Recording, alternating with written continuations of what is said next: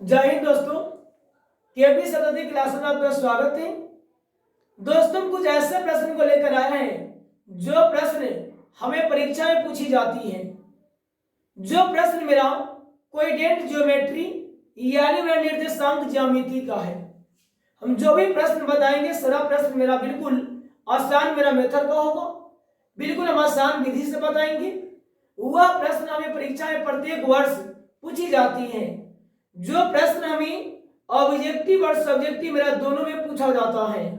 जो मेरा पहला सवाल मेरा परीक्षा में ये कहेगा, मूल दूरी ज्ञात करना, यानी मूल दूरी का प्रत्येक वर्ष में सवाल दिया जाता है। दूरी का सवाल हमें पूछा जाता है। कोऑर्डिनेट ज्योमेट्री में ट्रायंगल का क्षेत्रफल पूछा जाता है। यानी ये सारे प्रश्न को हम लेकर आए हैं। जो सारा प्रश्न हम इस वीडियो में पढ़ाएंगे। जो मेरा नंबर 1 का प्रश्न आपका होगा, मूल दूरी ज्ञात करना। समझेंगे गौर से। नंबर 1 में पहले हम लोग चलते हैं लेकर फार्मूला को लेकर। प्रत्येक फार्मूला को लेंगे। प्रत्येक फार्मूला के लेने के बाद उस फार्मूले पर एक एग्जांपल लेकर हम समझाएंगे। जो मेरा पहला फार्मूला आपका यहां आएगा, मूल दूरी ज्ञात करना। जैसे कि पहला ए स्टार में पूछेगा, मूल दूरी, यानी मेरा मूल दूरी का मेरा फार्मूला होता है √x² + y²। यहां मेरा आ जाएगा x² प्लस मेरा y²। जहां भी आपके सामने आएगा मूल दूरी ज्ञात करना तो याद कर लेंगे। फार्मूला जब हमें लगाना है तो मूल दूरी का फार्मूला लगाना है √x² + y²। जैसे कि एग्जांपल में कहेगा आपको, पहला एग्जांपल लेकर हम चलते हैं। जैसे कि 4,5 का मूल दूरी ज्ञात करें। अब यहां जो सवाल कहा, उस सवाल में आपका कहा कि 4,5 का मूल दूरी ज्ञात करें। यानी 4,5 का हमें निकालना है मूल दूरी। पहला जो मेरा संख्या होगा, पहला संख्या मेरा होता है x, बाद की संख्या मेरा होता है y होता है। अब यहां मेरा क्या हो जाएगा, x का मेरा मान हो जाएगा 4, y का मेरा मान हो जाएगा 5। क्योंकि पहला संख्या मेरा x हुआ, बाद की संख्या मेरा y हुआ, तो x बराबर 4, y बराबर 5। हमें निकालना है मूल दूरी। मूल दूरी बराबर आपका हो जाएगा √x² + y²। यहां मेरा x का मेरा मान हो गया 4 का स्क्वायर, y का मेरा मान हो जाएगा 5, स्क्वायर का स्क्वायर। यानी स्क्वायर का अर्थ होता है, यानी वर्ग का अर्थ होता है मेरा उतना बार उसको 2 बार मल्टीपल करना। जैसे कि 4 का वर्ग है, 4 को 2 बार मल्टीपल करेंगे। 5 का वर्ग है, 5 को 2 बार मल्टीपल करेंगे। तो यहां हो जाएगा 4 का वर्ग मेरा 16, 5 का मेरा वर्ग हो जाएगा 25, 16 25 मेरा हो जाएगा √41। यानी मेरा निकल गया मूल दूरी √41। तो अगर मूल दूरी जहां भी कहें तो याद कर लेंगे, फॉर्मूला हमें लगानी है √x² + y²। जो मेरा पहला एग्जांपल था, उसके बाद फिर कह सकता है संभवतः 3,4 का मूल दूरी ज्ञात करें। 3,4 का मूल दूरी ज्ञात करें। यानी पहला मेरा x का मान हो जाएगा 3, y का मेरा मान हो जाएगा 4। हमें कहा मूल दूरी निकालने के लिए, मूल दूरी बराबर आपका हो जाएगा √x² + y²। √x का मेरा मान हो गया 3 का स्क्वायर, y का मेरा मान हो जाएगा 4, 4 का स्क्वायर। 3 का वर्ग होता है 9, 4 का वर्ग होता है 16। आपका यहाँ हो जाएगा √25, और √25 का मेरा वर्गमूल क्या होता है, मेरा 5 होता है। तो इस प्रकार के सवाल हमें परीक्षा में पूछी जाती है। मूल दूरी, तो मूल दूरी जहां भी आएगा तो √x² + y²। पहला का वर्ग करेंगे, दूसरा का वर्ग करेंगे, वर्ग करने के बाद दोनों को ऐड कर देंगे। जोड़ने के बाद उसका यदि वर्गमूल निकलेगा तो वहां वर्गमूल निकाल देंगे। अगर नहीं निकलेगा तो अगर गुणनखंड टूटने वाला होगा तो गुणनखंड तोड़ देंगे, अगर नहीं टूटने वाला होगा जो आएगा वही आपका आंसर हो जाएगा। अब नंबर 2 में लेकर चलते हैं दूरी को लेकर। दूरी का फॉर्मूला होता है root under x1 minus x2 का square plus y1 minus y2 का स्क्वायर। अब दूरी जहां भी कहे यानी डिस्टेंस जहां भी कहे वहां फॉर्मूला लगाना है root under x1 minus x2 का square plus y1 minus y2 का स्क्वायर। एग्जाम्पल में आपका आएगा 4,3, बी में आएगा 6,5। ए मेरा ए और बी का मेरा मान देगा या तो सीधे बिंदु में देगा आपका, कहेगा अगर आपके सामने का सवाल में आ गया कि दूरी ज्ञात करें तो पहले हम लोग पहचानेंगे ए मेरा x1 होगा, ए मेरा x2 होगा, या मेरा y1 होगा, या मेरा y2 होगा। x1 x2 y1 y2 को पहचान करेंगे। पहचान करने के बाद तब फार्मूला लिखेंगे, फार्मूला मान को बैठाएंगे, सॉल्व करेंगे, आपका आंसर निकलेगा। यहां मेरा हो जाएगा सबसे पहले x1 का मेरा मान हो जाएगा 4, x2 का मेरा मान हो जाएगा 6, y1 का मेरा मान हो जाएगा 3, y2 का मेरा मान हो जाएगा 5। x1 x2 y1 y2 हमें निकालना है दूरी। दूरी बराबर फार्मूला मैंने लिखा root under x1 minus x2 का square plus y1 minus y2 का स्क्वायर। अब समझेंगे गौर से। रूट अंडर x1 का मेरा मान क्या है 4 है, माइनस x2 का मेरा मान है 6, इसका स्क्वायर प्लस मेरा y1 का मेरा मान हो गया 3, y2 का मेरा मान हो गया 5, इसका मेरा स्क्वायर। अब यहां क्या करेंगे, सबसे पहले 6 मेरा माइनस में, 4 मेरा प्लस में, माइनस 6 में से प्लस 4 मेरा घटेगा तो हो जाएगा मेरा -2 का स्क्वायर प्लस मेरा -5 में से घटेगा 3 तो हो जाएगा मेरा -2 का स्क्वायर। अब यहां हो जाएगा सबसे पहले दोनों मेरा घट गया तो हो गया -2 का स्क्वायर, प्लस मेरा यहां घट गया तो हो गया -2 का स्क्वायर। अगर माइनस में से प्लस घटता है तो मेरा माइनस का चिन्ह होगा, प्लस में से मेरा माइनस घटेगा तो मेरा प्लस का चिन्ह होता है, तो यहां घट गया तो मेरा -2 का स्क्वायर, प्लस मेरा यहां भी घटा तो मेरा -2 का स्क्वायर। -2 को 2 बार गुना करेंगे यानी -2 गुने -2 क्या हो जाएगा +4, यहां मेरा -2 गुने -2 का +4 हो जाएगा। तो रूट अंडर आपका 8 हुआ। तो रूट 8 को तोड़ देंगे गुणनखंड में। जैसे यहां रूट आपका 8 आपका है तो रूट 8 को तोड़ेंगे तो 2 गुने आपका 2, 2 दूना 4, 4 दूना 8। तो रूट में जो संख्या का जोड़ा पुर जाता है उसको रूट से बाहर निकाल दिया जाता है। तो 2 का स्क्वायर गुने 2, ये मेरा 2 बाहर निकल गया, अंदर आपका 2 बचेगा। यही मेरा क्या हुआ, आपका दूरी निकल गया। अगर जहां भी अगर आपका सामने आए दूरी, जैसे मैंने बताया दूरी निकालना इस प्रकार से ही निकालते हैं। एक और एग्जांपल में समझेंगे सवाल को, दूरी निकालना ही 3,2 और बी में -4, -3 ऐसा भी सवाल कर देगा। हमें कहेगा दूरी निकालने के लिए जैसे मैंने बनाया वैसे ही मेरा सवाल बनेगा। x1 का मेरा मान हो जाएगा 3, x2 का मेरा मान हो जाएगा -4, y1 का मेरा मान हो गया 2, y2 का मेरा मान हो जाएगा -3। अब हमें दूरी निकालना है।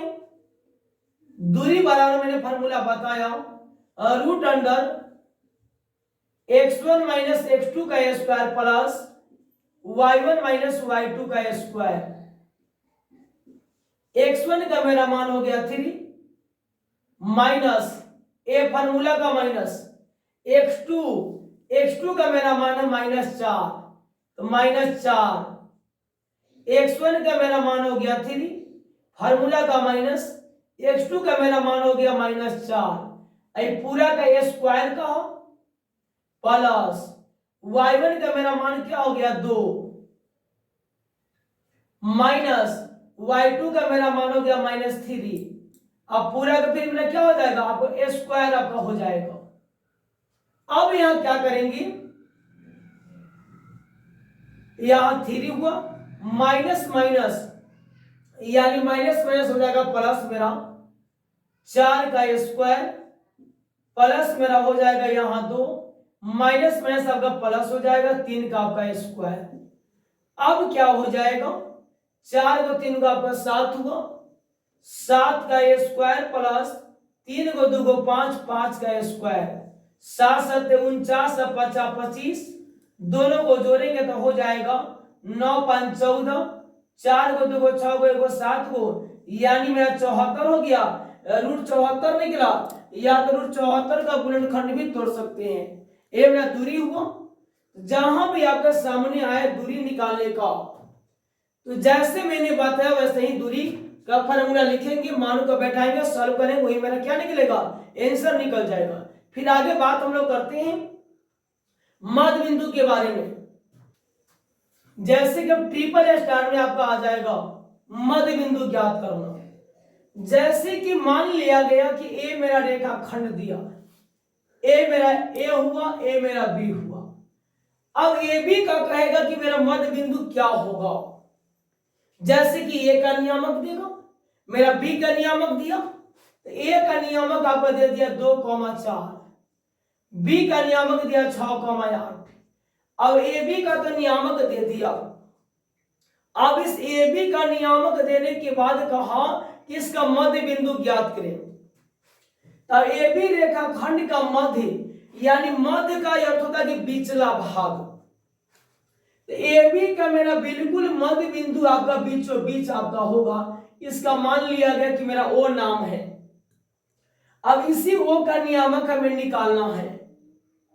तो मध्य बिंदु का जहां भी कहे पूछ दे, फार्मूला वहां लगाना है। मध्य बिंदु का होता है,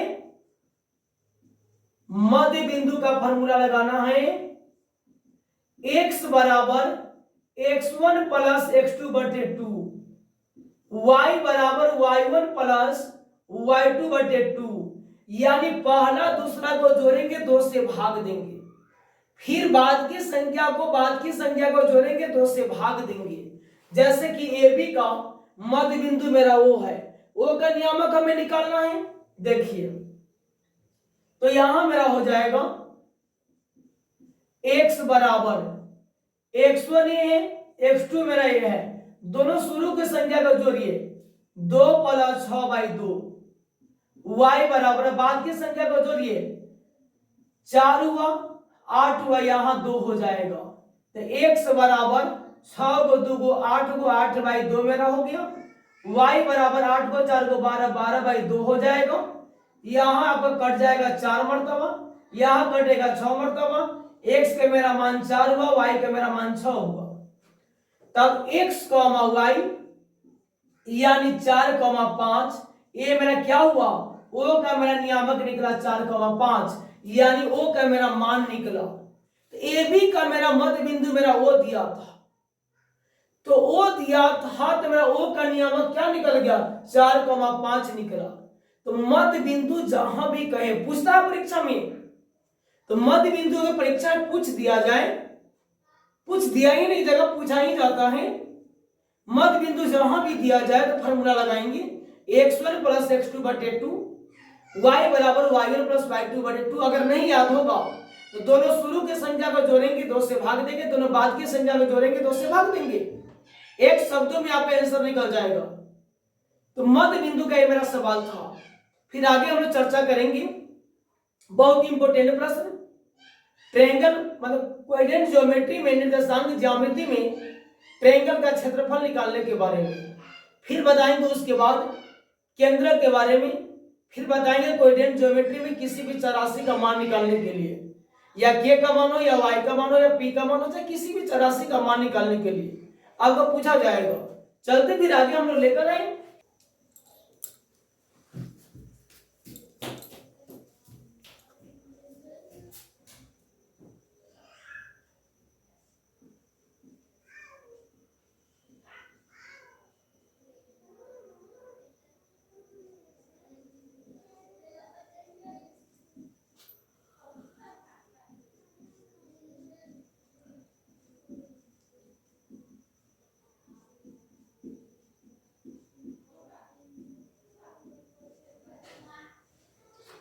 चलिए आप हम लेकर चल रहे हैं त्रिभुज का क्षेत्रफल, यानी कोऑर्डिनेट ज्योमेट्री में त्रिभुज का क्षेत्रफल पूछा जाता है। फार्मूला होता है 1/2 into x1 y2 minus y3 plus x2 y3 minus y1 plus x3 y1 minus y2। जैसे कि एग्जांपल हम लोग लेते हैं,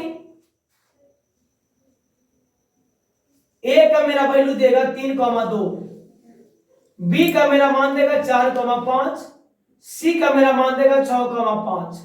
अब ए का नियामक दिया, बी का नियामक दिया, सी का नियामक दिया।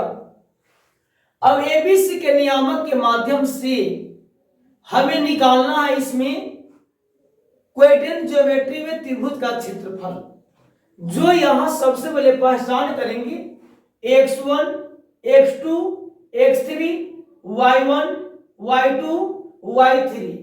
अब लिखेंगे यहां x1 का मेरा मान हो गया 3, x2 का मेरा मान हो गया 4, x3 का मेरा मान हो गया 6, y1 का मेरा मान हो गया 2, y2 का मान हो गया 5 और y3 का मेरा मान हो गया 5। अब x1 x2 x3 y1 y2 y3 तो मैंने पहचान कर लिया। अब इस सारे टर्म को कोऑर्डिनेट ज्योमेट्री में जो मेरा ट्रायंगल का क्षेत्रफल है उस फार्मूला को बैठाएंगे। अब समझेंगे गौर से। यहां फार्मूला मेरा पहले कहा ट्रायंगल के क्षेत्रफल में 1/2 x1 y2 minus y3 plus x2 y3 minus y1 plus x3 y1 minus y2। अब यह समझेंगे गौर से।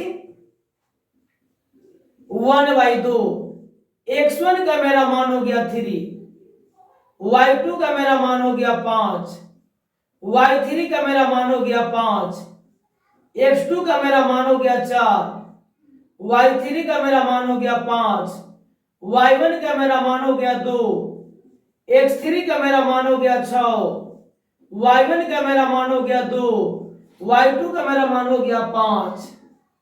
मान मैंने यहां बैठा दिया। अब इसको सॉल्व करेंगे। 1/2 3 गुने 5 में से 5 मेरा घट जाएगा तो 0 हो जाएगा। 4 गुने 5 में से 2 घटेगा 3, 6 गुने -5 में से 2 घटेगा तो -3। आपका यहां हो जाएगा 1/2 3 गुने 0 0, 4 तिहाई 12 प्लस माइनस माइनस 6 3 आपका 18 हो जाएगा। 1/2 12 को 0 को 12 माइनस आपका 18। अब क्या हो जाएगा 1/2 गुने -18 में से 12 घटेगा तो हो जाएगा -6, 2 तिहाई 6, यानी मेरा आंसर क्या निकल गया -3। यही मेरा क्या हुआ आपका कोऑर्डिनेट ज्योमेट्री में ट्रायंगल का क्षेत्रफल निकला। उसके बाद हम लोग चलेंगे। एक तो मेरा कोऑर्डिनेट ज्योमेट्री में ट्रायंगल का क्षेत्रफल कहा था। अब इसी कोऑर्डिनेट ज्योमेट्री में ट्रायंगल के क्षेत्रफल के माध्यम से किसी भी चर राशि का मान निकालना सीखेंगे। तो कोई भी चर राशि का जो मेरा मान कैसे निकाला जाता है वही मेरा आसान है। वो भी सवाल मेरा इस फार्मूला के माध्यम से ही बनता है। अब जैसे मान लिया गया कि ए मेरा यही है, बी मेरा यही हुआ, सी मेरा आप यहां दे देगा मेरा के दे दिया। तो अब मेरा के का मान निकले, फार्मूला यही रहेगा। कोई भी चर राशि दे फार्मूला यही लगेगा। अब लेकिन उस चर राशि का मान निकालना है। तो अब सिर्फ यहाँ x1 का मेरा मान 3 ही है, x2 का मेरा मान 4 ही है, x3 का मेरा मान 6 है, y1 का मेरा मान 2 है, y2 का मेरा मान 5 है y3 का मेरा मान हो जाएगा अब यहाँ के। क्या लग गया? अब समझेंगे, अभी सबको मिटाएंगे। अब क्या हो जाएगा? फार्मूला मेरा वही था। अब बशर्ते यहाँ क्षेत्रफल को शून्य के बराबर करेंगे, यही मेरा डिफरेंस वो है। अब हो जाएगा 1/2, x1 का मेरा मान 3, y2 का मान हो गया 5, y3 का मान हो गया k, x2 का मेरा मान हो गया 4, y3 का मान हो गया k, y1 का मेरा मान हो गया 2, x3 का मेरा मान हो गया 6, y1 का मेरा मान हो गया 2, y2 का मेरा मान हो गया 5। अब यहां यही काम करना है, बराबर में 0 डालना है। 1/2, क्या 5 में से मेरा क्या घटेगा? नहीं घटेगा, 3 से मल्टीपल होगा, 3 × 5 = 15 -3 के, 4 × के मेरा 4 के, -4 × 2 = 8 प्लस 6 × -5 में से 2 घटेगा तो मेरा -3 बराबर आपका 0 हो जाएगा। अब यहां समझेंगे गौर से, 1/2, 4 के मेरा प्लस में, 3 के मेरा माइनस में, 4 के में से 3 के मेरा घट जाएगा तो सिंगल मेरा क्या हो जाएगा? प्लस मेरा 15 है, माइनस मेरा 8 है, प्लस माइनस 6 3 मेरा 18 बराबर क्या हो गया? 0 हो गया। अब यहां समझेंगे, ये जो मेरा सवाल बना,